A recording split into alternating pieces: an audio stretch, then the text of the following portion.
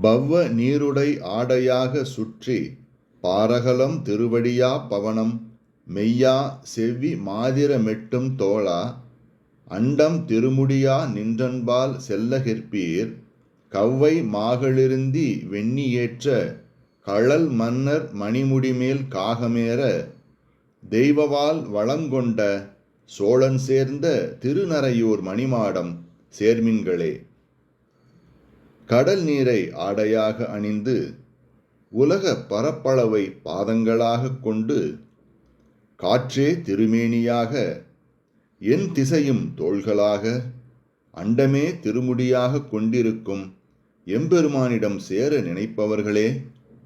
ஆரவாரம் கொண்ட பெரிய யானைகளை அணிவகுத்து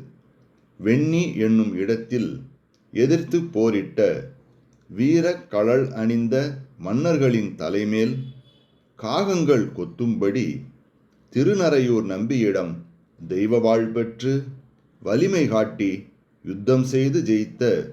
கோச்செங்கட் சோழன் அடைந்த திருநறையூர் மணிமாடக் கோயிலை சேருங்கள்.